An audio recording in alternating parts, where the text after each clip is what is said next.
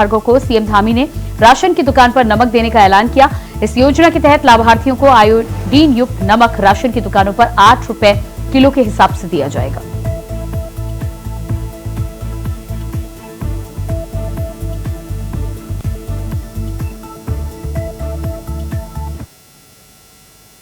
खबर देहरादून से है, जहां सीएम धामी ने मुख्यमंत्री नमक पोषण योजना का शुभारंभ किया है, जिसके तहत प्रदेश के बीपीएल और अंत्योदय परिवारों को हर महीने 1 किलो नमक 8 रुपए की दर पर दिया जाएगा।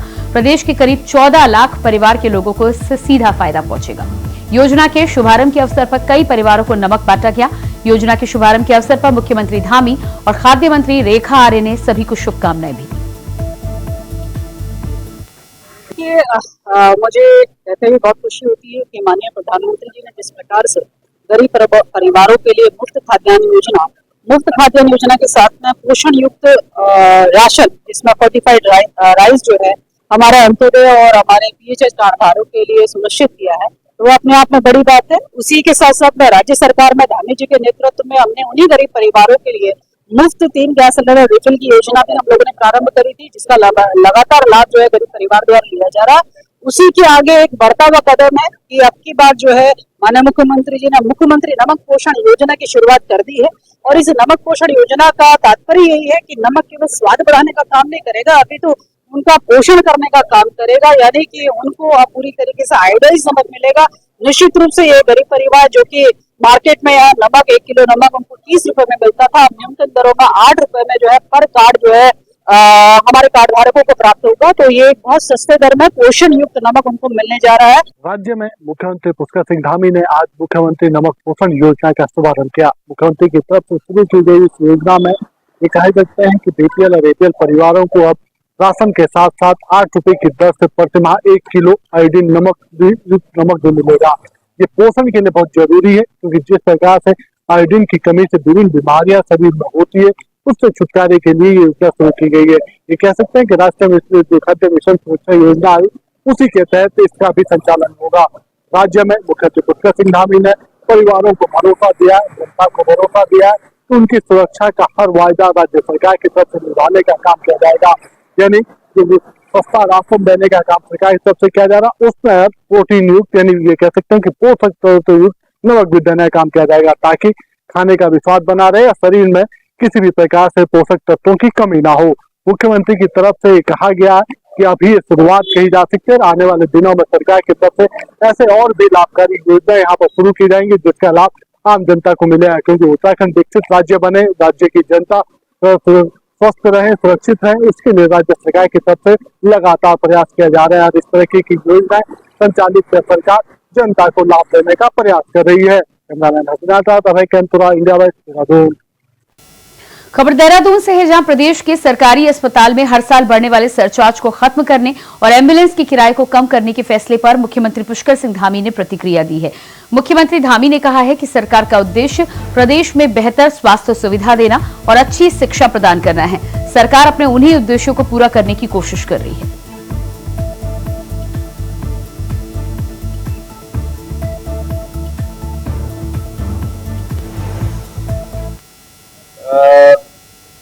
हमारे राज्य की जो हमारी राज्य की सरकार की प्राथमिकता है कि राज्य के अंदर जो हमारे सेक्टर बहुत महत्वपूर्ण है, उसमें से एक तो हमारा स्वास्थ्य और चिकित्सा का क्षेत्र है, दूसरा शिक्षा का क्षेत्र है। इन दोनों ही क्षेत्रों में हम लगातार प्रयास कर रहे हैं कि लोगों को अच्छी शिक्षा मिले, दूर दराज के क्षेत्रों में शिक्षा और चिकित्सा दोनों मिले, आसानी से मिले, उनको परेशान न होना पड़े, उनको बहुत सरल और आसानी से मिल जाए, कम फीस में मिल जाए। तो उसी के लिए हमने निर्णय लिया और आगे भी हम इस प्रकार की योजना लगातार करते रहेंगे, जिससे कि आम जनता को लाभ मिले। उत्तराखंड में मानसून की बारिश से इन दिनों आम जनजीवन अस्त व्यस्त है। भारी बारिश से कुमाऊं से लेकर गढ़वाल तक सड़कें जाम हैं, नदियां भी उफान पर हैं। मानसून में कहीं किसी को कोई परेशानी ना हो, इसके लिए मुख्यमंत्री पुष्कर सिंह धामी ने हर स्तर पर नजर रखी है। इसी बीच सीएम धामी ने कैंप कार्यालय पर गढ़वाल कमिश्नर और वर्चुअल माध्यम से जुड़े कुमाऊं कमिश्नर के साथ बैठक कर भारी बारिश के बाद प्रदेश के विभिन्न स्थानों पर परिस्थिति का जायजा लिया। अधिकारियों को दिशा निर्देश भी दिए गए हैं। उत्तराखंड के लिए आफत बनी बारिश के बीच एक्शन मोड में सीएम धामी नजर आ रहे हैं।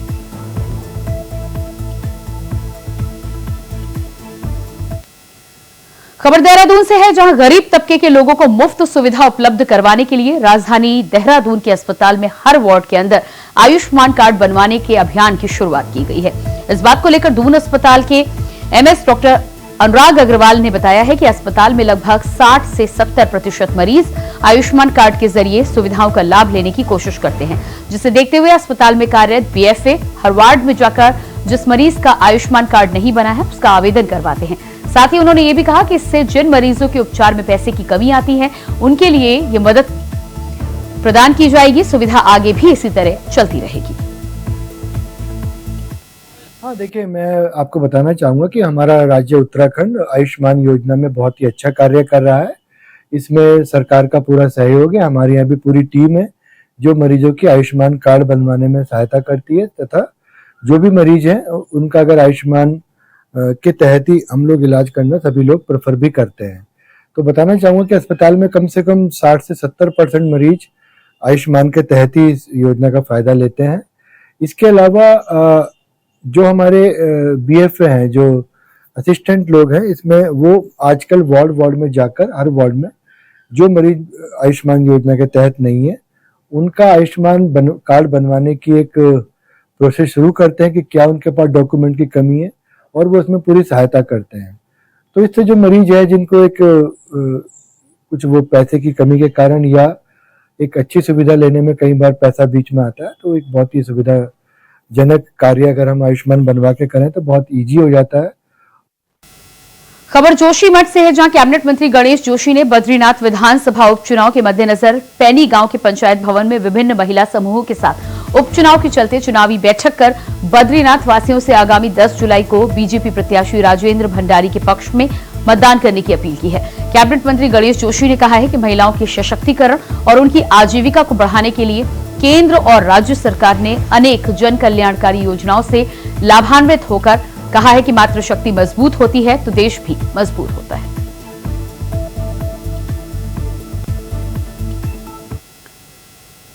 मैंगलोर के मोहल्ला बंदरटोल के एक युवक ने मोहल्ले की ही सड़क के मानकों के अनुरूप न बनाए जाने का आरोप लगाते हुए नगर पालिका परिषद के अधिकारियों और ठेकेदारों को आड़े हाथों लेते हुए सूचना मांगी है। साथ ही जिलाधिकारी से शिकायत की है, जिसके बाद पूरे मामले की जांच सीडीओ हरिद्वार को सौंपी गई है। उन्होंने नगर पालिका के जेई से मामले की जांच कराई है, लेकिन जेई ने ठेकेदार के साथ मिलकर एक हफ्ते में टूटी सड़क की जांच ठेकेदारों के पक्ष में करके भेज दिया। शिकायतकर्ता ने यह भी आरोप लगाया है कि उसे ठेकेदारों और अधिकारियों के द्वारा शिकायत वापस लेने की धमकी दी जा रही है। वहीं जब कोई गुरुदयाल से मामले में जानकारी ली गई तो उन्होंने कोई भी संतोषजनक जानकारी नहीं दी।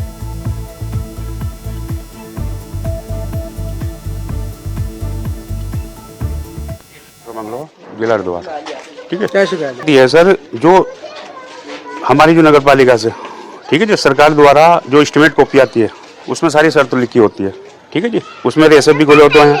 टैलों की जो होती है ना, थिकनेस होती है 80 mm टैल नहीं है, ये 75 mm है, ठीक है जी। 75 mm में एक बोरी सीमेंट होती है, चार होते हैं इसमें कोरसेंट, ठीक है जी, और 8 होते हैं बजरी के। इन्होंने क्या करा, 10 कट्टे ला के 3 वापस ले गया और 7 लगाए, जिसमें इसका अगर क्वांटिटी इसकी वो कैलकुलेशन करा जाए कम से कम 150 कट्टे की। शिकायत मैंने की है डीएम साहब से। डीएम साहब के साथ ऑफिस में बैठे थे सीडीओ साहब, डीएम साहब ने सौंपा है सीडीओ साहब को। प्रदेश के ग्रामीण स्कूलों में 4 किलोवाट के सोलर पैनल व मॉडर्न क्लासरूमों का निर्माण श्री श्री ग्रामीण विकास परियोजना ट्रस्ट के द्वारा किया जाएगा।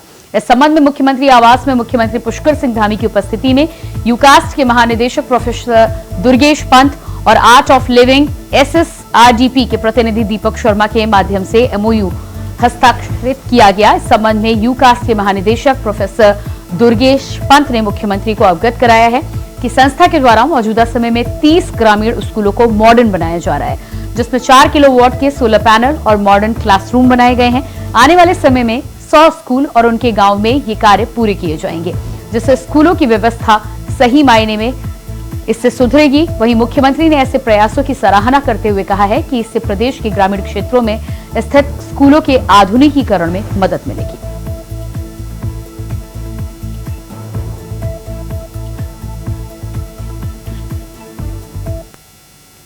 अगली खबर रानीखेत से है, जहां पर्यटन नगरी रानीखेत में हो रही बारिश में एक होटल के सभागार कक्ष में विधायक प्रमोद नैनवाल ने बीजेपी कार्यकर्ताओं के साथ बैठक की, जिसमें केंद्र सरकार में सड़क एवं परिवहन राज्य मंत्री बने अजय टम्टा के भव्य स्वागत के लिए निर्णय लिए गए। इस अवसर पर बोर्ड के एकल सदस्य मोहन नेगी, बीजेपी के उमेश पंत, महिला कार्यकर्ताओं ने फूलों के साथ विधायक का स्वागत किया।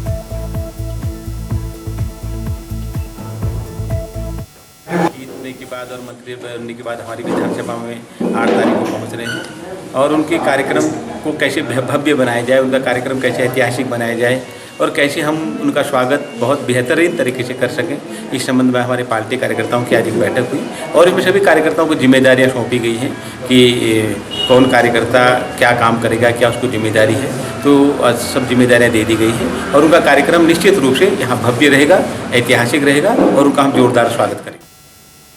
खबर हल्द्वानी से है, जहां लाल कुआं में भारी बारिश के बीच कांग्रेस कार्यकर्ताओं ने ट्रांसपोर्ट नगर से लेकर तहसील कार्यालय तक सड़कों पर प्रदर्शन करते हुए तहसील कार्यालय पहुंचे, जहां 15 सूत्रीय मांगों को लेकर तहसीलदार के जरिए मुख्यमंत्री को ज्ञापन सौंपा गया। जल्द से जल्द कार्रवाई की मांग की गई है। वहीं कांग्रेसी कार्यकर्ताओं ने प्रदर्शन करते हुए कहा है कि लाल कुआं नगर के लोगों को अपनी भूमि का मालिकाना हक नहीं मिला।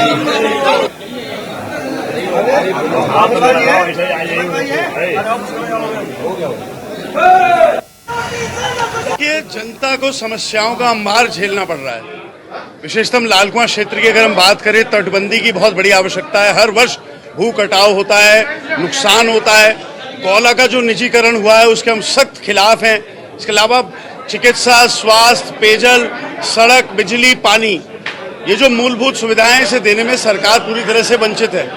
तो इसलिए बहुत गहरे ये जो जन समस्याएं हैं उनको उठाने के लिए कांग्रेस पार्टी यहाँ आई है और मेरी आशा है कि ये जो उप जिलाधिकारी महोदया हैं ये हमारी सरकार तक मांग पहुंचाएंगे और सरकार जो गहरी नींद में सोई हुई है, धार्मिक उन्माद फैलाने के अलावा कोई विषय जिस पे नहीं है, जनहित के लिए जो कार्य होते हैं उस पर कहीं अपनी नींद से जागकर कार्य करेगी, ऐसी आशा है। अगली खबर हल्द्वानी से है, जहां विगत कुछ दिनों पहले हुए भारी बारिश के बाद तिकोनिया स्थित वर्कशॉप लेन रोड क्षतिग्रस्त हो गई। इसी क्रम में आज हल्द्वानी विधायक सुमित हृदयेश ने तिकोनिया पहुंचकर क्षतिग्रस्त रोड का जायजा लिया। विधायक सुमित हृदयेश ने आसपास कार्य कराने वाले व्यापारियों की पीड़ा देखकर अधिकारियों को तुरंत दिशा निर्देश दिए हैं, जिसके बाद जल्द से जल्द काम को गुणवत्ता के साथ पूरा करने के निर्देश दिए गए। वहीं रोड चौड़ीकरण को लेकर, पेड़ों के कटान को लेकर विधायक का कहना है कि बीजेपी के शासन में इस तरह के फरमान जारी होते हैं, जहां किसी से कुछ पूछा नहीं जाता, केवल तुगलकी फरमान जारी किए जाते हैं, जो कि हल्द्वानी में रोड चौड़ीकरण के नाम से केवल पेड़ों को काटा जा रहा है। अधिकारियों से यही बातचीत हुई है, आवागमन की दिक्कत है।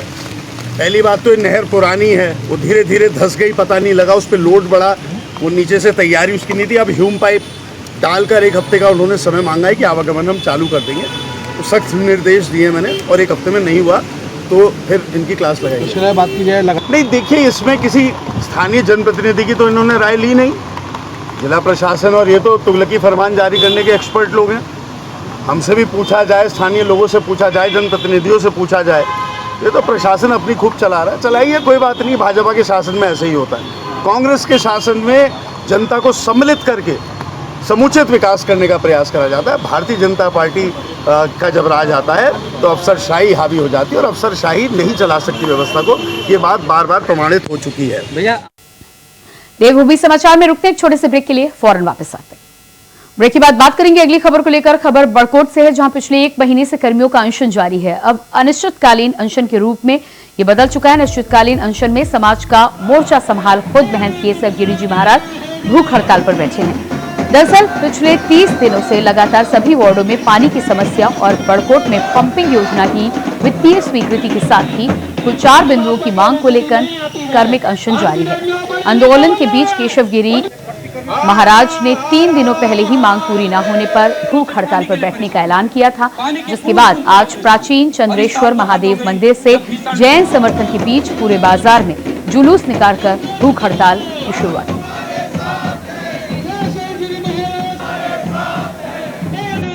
मैंने जनता का दुख देखा है, सभी जनता बहुत परेशान है। त्राही हो रही है नगर पालिका में और 1 महीने से जुलूस प्रदर्शन भी चल रहा है और 1 महीने से धरना प्रदर्शन भी चल रहा है। ये पूरे भारत में न्यूज चल रही है, कोई भी इसे अज्ञान सभी को ज्ञात है और कोई भी झूठा नहीं है।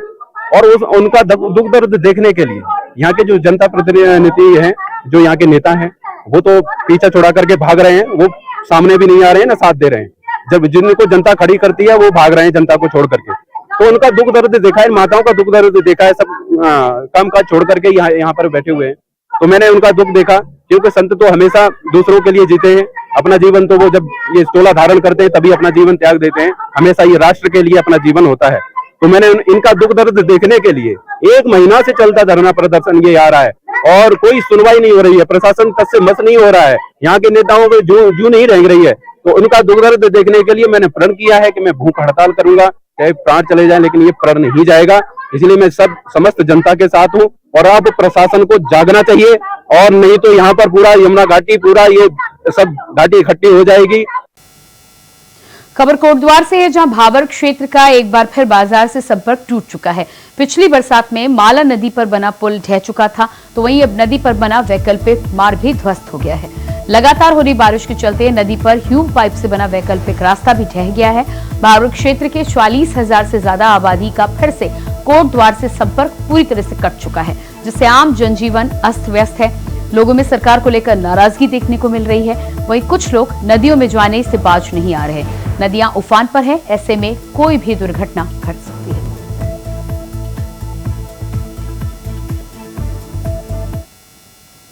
उत्तरकाशी के विधानसभा पुरौला के आराकोट बंगाल क्षेत्र में देर रात बाढ़ व बादल फटने के कारण लोगों की जमीन को काफी क्षति हुई। गांव को जोड़ने वाले पैदल मार्ग पर बाढ़ की चपेट के कारण पुल पूरी तरह से मार्ग क्षतिग्रस्त हुआ है। ऐसे में वहां रहने वाले लोगों ने सरकार से उचित मुआवजे की मांग की है।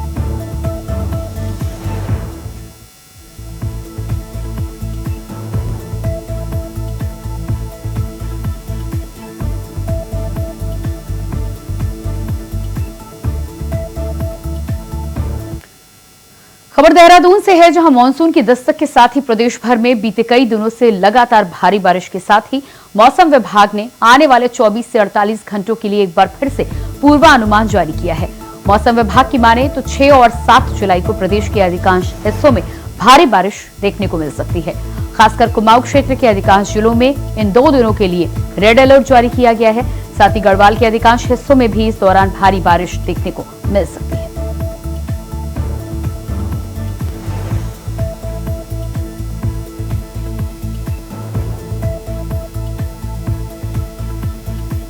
उत्तराखंड के लिए मौसम की बात करें, आज 6 तारीख जुलाई की है और जैसे बोला गया था कि 6 और 7 तारीख में 2 दिन ये काफ़ी अच्छी एक्टिविटी प्रदेश में मिलने वाली, विशेषकर कुमाऊं रीजन में। तो अगर मैं बात करूं बारिश की, तो ज़्यादातर जगहों में आज और कल जो है बारिश वो मिलने वाली, हल्की से मध्यम।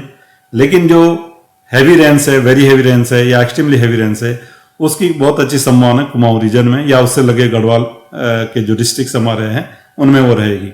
तो अगर मैं 6 तारीख के लिए बात करूं तो रेड वार्निंग हमने जो है पूरे कुमाऊं के जो डिस्ट्रिक्ट उनमें रखी गई है और साथ ही जो गढ़वाल के जो डिस्ट्रिक्ट है जिसमें कि पौड़ी और चमोली है, इसमें भी रखी गई। तो आप इनमें देखेंगे 6 तारीख में कुछ जगहों में जो भारी या बहुत भारी वर्षा है वो देखने को मिलेगी और जो अत्यंत भारी वर्षा वो भी कहीं कहीं पर इन डिस्ट्रिक्ट्स में आपको देखने को मिलेगी 6 तारीख को। जब आप 7 तारीख को जाते हैं तो एक्टिविटी थोड़ी और भी बढ़ रही है। तो आप ये कह सकते हैं कि अनेक जगहों तक में जो हैवी से वेरी हैवी रेन है कुमाऊं रीजन में उसकी मिलने की संभावना है। साथ ही में जो डिस्ट्रिक्ट हमारे गढ़वाल के जिसमें कि पौड़ी, चमोली और रुद्रप्रयाग डिस्ट्रिक्ट भी है, तो 7 तारीख में तो इनमें भी जो है हैवी वेरी हैवी रेन जो है कुछ जगहों तक में मिलेगी और कुमाऊं रीजन में अनेक जगहों तक में मिलेगी। और साथ में जो एक्सट्रीमली हैवी रेन्स है तो उसमें मैं कहूंगा कि जो पिथौरागढ़ है, बागेश्वर है, चमोली है या इसी तरह रुद्रप्रयाग भी है और इधर देखेंगे जो हमारे नैनीताल और चंपावत डिस्ट्रिक्ट है उनमें एक्सट्रीमली हैवी रेन्स की 7 तारीख में इनमें भी संभावना है। उत्तराखंड में मौसम विभाग ने एक बार फिर पूर्वानुमान जारी किया है। पूर्वानुमान उत्तराखंड के लिए एक बार फिर भारी साबित होने वाला है, क्योंकि मौसम विभाग ने 5 जुलाई से लेकर 8 जुलाई तक के लिए जो मौसम का पूर्वानुमान जारी करा है उसमें चेतावनी जारी करी है। कुमाऊं मंडल के लिए रेड अलर्ट और गढ़वाल मंडल के लिए ऑरेंज अलर्ट जारी करा है। यदि समझा जा सकता है कि भारी बारिश से जो पिछले दिनों 2-4 प्रदेशवासी हुए वो आगामी दिनों में भी रहने वाली है। ऐसे में ज्यादा सावधानी बरतने की आवश्यकता यहाँ पर होगी और खासतौर पर जो चारधाम यात्रा या जो उत्तराखंड में जो सैलानी आना चाहते हैं इस प्रकृति का आनंद उठाने के लिए, बदले मौसम का आनंद उठाने के लिए, उन्हें ज्यादा सावधानी बरतने के लिए कहा जा रहा है, क्योंकि मौसम विभाग ने भारी से भारी बारिश की चेतावनी जारी करी है। ऐसे में देखना ये होगा कि प्रशासन कितना अलर्ट है, जनता को कितना सुरक्षित रख पाते हैं। कैमरामैन अवय कैंपरा, इंडिया वाइज, देहरादून। देहरादून शहर को साफ सुथरा और जाम मुक्त बनाने के लिए प्रशासन पूरी तरह से मुस्तैदी के साथ काम कर रहा है। वहीं लगातार सड़क के किनारे खड़े वाहनों को पुलिस के द्वारा सीज करने का काम किया जा रहा है। सड़कों के किनारे खड़े रहने वाले रेडी ठेला पर प्रशासन की कार्रवाई चल रही है। देहरादून एसएसपी अजय सिंह ने कहा है कि ठेले का लाइसेंसिंग अथॉरिटी नगर निगम है। नगर निगम के द्वारा इन सभी को मूविंग लाइसेंस दिया जाता है, लेकिन चलते चलते सामान को बेचना संभव नहीं है। वहीं इन्हें वेंडिंग जोन के पास ही जगह दी जा रही है। जो ठेला चलाने वाले इन बातों को नहीं मानते हैं, इनके ऊपर मामूली चालानी कार्रवाई की जाएगी। देखिए, ये जो ठेली का है वो जनरली जो लाइसेंसिंग अथॉरिटी और नगर निगम है उसमें पुलिस के द्वारा किसी ठेलियों को उसका लाइसेंस चेक करना या निर्गत करना ही, तो शहर में कितनी ठेलियों की आवश्यकता है, उनका वेंडिंग जोन कहाँ पर होगा, ये समस्त जो है नगर निगम के परव्यू में आता है। लेकिन प्रायः देखा गया है जो लाइसेंस दिए जाते हैं वो मूविंग ठेलीस के भी होते हैं कि आप स्टैटिक नहीं लगाएंगे और चलते फिरते उसका लाइसेंस मिलता है। लेकिन ये आप भी समझ सकते हैं कि किसी को लाइसेंस अगर चलते फिरते लगातार कोई ठेली चलती घूमती नहीं रहेगी, वो अपने सामान को बेचने के लिए नेचुरल सी बात है कहीं किनारे लगाकर अपने उसको बेचते हैं। तो उस पर पुलिस एक्ट में जो हमारे पास पावर है, प्रावधान है, जो जुर्माना करने का सिर्फ मात्र उतना ही करते हैं। लेकिन इसमें कोशिश ये रहती है कि जो वेंडिंग जोन है वहाँ पर ज़्यादा से ज़्यादा लोगों को जगह दी जाए, जिससे कि ठेली वाले जिनका रजिस्ट्रेशन है वो वहाँ पर अपनी दुकानों को लगाएं। अभी इसी अभियान के तहत जो 6 नंबर पुलिया पर भी जितने आवंटन थे उससे 10 गुना ज़्यादा ठेलियाँ वहाँ पर लग गई थी। तो इसको भी रेस किया गया संबंधित विभाग से और पुलिस के द्वारा भी इसमें उनसे सहयोग लेकर। अगली खबर चमोली से है, जहां कर्णप्रयाग क्षेत्र के चटवा पीपल के पास एक मोटरसाइकिल के ऊपर बोल्डर गिरने से 2 युवकों की मौत हो गई। दरअसल वाहन सवार दोनों युवक बद्रीनाथ धाम से दर्शन कर ऋषिकेश की ओर वापस लौट रहे थे। तभी अचानक बोल्डर की चपेट में आने से दोनों वाहन गाड़ी एक साथ दब गए, जिसके चलते दोनों की मौत हो गई। एसडीआरएफ की टीम ने घटनास्थल पर पहुंचकर कार्रवाई करते हुए दोनों शवों को बाहर निकाला है।